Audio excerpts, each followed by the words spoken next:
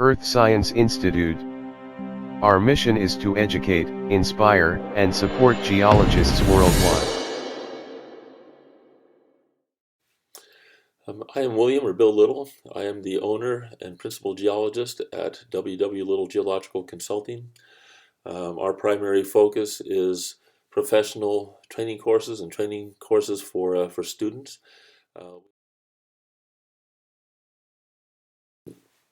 In terms of tangible professional accomplishments, there are two things that come to mind. One actually does go back to my graduate school days, my Ph.D. days, when I was involved in some of the early attempts to apply sequence stratigraphic concepts to thick continental, primarily fluvial successions. I didn't then, and I still don't use the sequence stratigraphic terminology, as I really don't think that applies very well. But there are some concepts that I do think are quite applicable. Probably most of what I have done would now fall under the banner of distributed fluvial systems, which has become a very popular topic, and it is something that I continue to work on. The other is a little bit more controversial. For 6 years, I was a mapping geologist for the Missouri Geological Survey. I mapped a large number of quadrangles, and I suggested that these features that for 150 years or so had been referred to as Pennsylvanian-filled sinks, that is, sinkholes that are filled with sandstone of Pennsylvanian age, that in reality they were more likely to be Ordovician-sized valley fills. And that's a significant change, and it still remains a bit controversial. It's a long story, and I'll leave that for another time. The next question that I was asked was, how has the field of geology changed over the course of my career? And without doubt, the biggest change has been related to advances in technology. When I was in high school, I was still using the slide rule. My senior year, for homework only, as an experiment, they allowed us to use calculators. Then when I got into college during my undergrad years, there was the great debate over which was superior, the HP reverse logic or the TI straightforward type of calculator. I was a TI 59 guy. Also, during my undergraduate years, I became acquainted with punch cards, which were the state-of-the-art computing at that time, and I was fascinated to watch that row of cards move along a conveyor, the things that it would accomplish. By the end of my undergrad years, we had the Apple labs on campus. Personally, my first computer was an Apple IIc. It was the first portable computer. That's one of the reasons that I got it. I could put it into a bag, throw it over a case, and throw it over my shoulder, take it to and from campus. I had a monitor at home and another monitor on campus. The old monochrome green monitors. The computer itself had a whopping 128K of RAM, no hard drive. You would insert a 5 1/4 floppy to load the software, and then you would pull that out and put in the next floppy, which had your files and where you saved your data. Now you go into a geologist's office for a major corporation, and computer monitors just line the wall. And in seconds, they can push a button and they can generate a complex cross-section from a multitude of data, something that would have taken us days or weeks in the past using colored pencils. The largest monitor I've seen is a 14-foot diagonal at the University of Utah. Quite an amazing piece of technology. The same thing with finding information. My undergraduate days, all the way through graduate school, the primary way to do that was to go to the library and to search through the card catalog, looking for a particular book or books on a particular topic.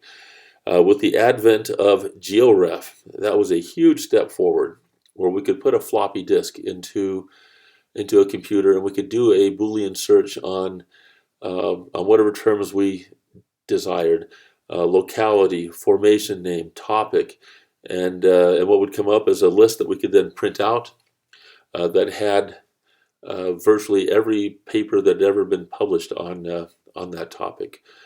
Now, of course, I'm sitting here in front of my laptop, and at my fingertips, I have virtually the entire knowledge of mankind available to me. There are a number of ways in which that can be searched. I can use complex databases, and a lot of it I can simply do through simple searches on the computer. Now, I think that this has both advantages and disadvantages. The advantages, of course, are all the material that is available to us. And another one, well, I remember when I was younger, we were told how much easier computers were going to make our lives. They really have not. I think that they've actually made things much more complex, but they do allow us to do more. Things that we would have in the past sent off to others, we can now do ourselves, and we can accomplish more in the same amount of time. But on the other hand, I think that it has become easy enough to enter data and push a button and get a result that in some cases we are learning our ability to, or losing our ability to truly understand what it is that we are doing, and that maybe we don't understand what is behind the product that we're generating as well as we did at one kind. Let's see. And with that, I'll go on to the last question. The last question is, what would I say in terms of promoting the importance of geology, and what advice would I give to an aspiring geologist? For the importance of geology, I would probably give the same response that just about any geologist would, that geology impacts virtually every aspect of our lives. When I was teaching at BYU, Idaho, one of the courses that I offered was an earth science class for education majors.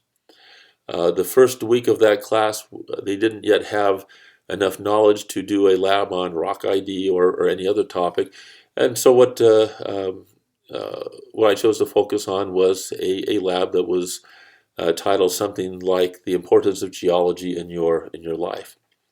And one of the major parts of that lab was for these students to observe their surroundings, their personal, the things that they were wearing on their body, the things that they had at home, their transportation, what they could find in the geology building, and to make a list of everything that they could find that had come from some type of geological product and what that product was.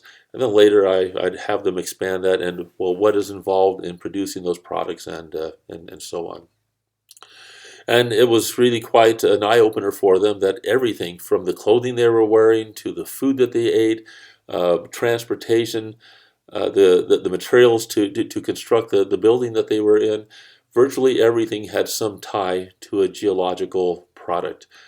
When I was living in the state of Missouri, there was a bumper sticker that was quite common that said, "If it can't be grown, it's got to be mined," and that had quite an impact. There's a lot of truth to that.